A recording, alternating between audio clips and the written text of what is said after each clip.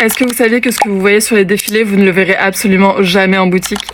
J'abuse un peu évidemment, mais dans la plupart des maisons, en fait, vous avez ce qu'on appelle les collections show et les collections commerciales. C'est-à-dire que les acheteurs, quand ils achètent les collections pour les mettre dans toutes les boutiques, en fait, ils vont se focaliser principalement sur les pièces qui sont commerciales, c'est-à-dire les pièces qui vont se vendre le plus, parce que je vous rappelle que la mode est un business avant tout,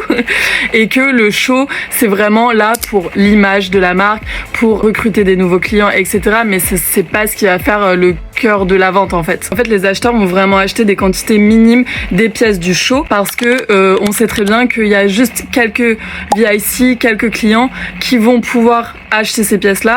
et que le reste en fait ça va se faire avec la quantité et sur des pièces qui sont beaucoup plus commerciales, beaucoup plus portables, beaucoup plus faciles, etc. Je vous donne un exemple, mais sur le show vous avez des vestes qui sont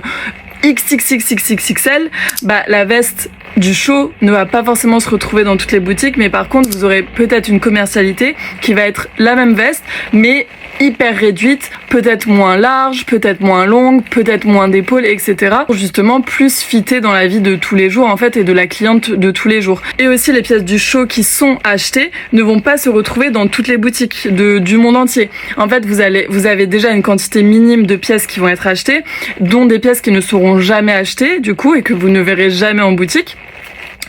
Et ensuite ces pièces-là sont encore catégorisées par boutiques, c'est-à-dire que vous allez avoir des boutiques, par exemple les flagship boutiques, donc dans les grandes villes, les grandes boutiques, par exemple Paris, New York, Londres, Tokyo, etc. Oui, là, elles vont avoir les collections commerciales et les collections du show, mais dans des toutes petites boutiques au fin fond de je ne sais où,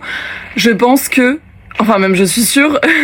que en fait ils n'auront presque pas de pièces du show et principalement que des pièces commerciales parce que la clientèle de ces petites villes-là ne va pas acheter la pièce du show mais va plutôt acheter la pièce commerciale.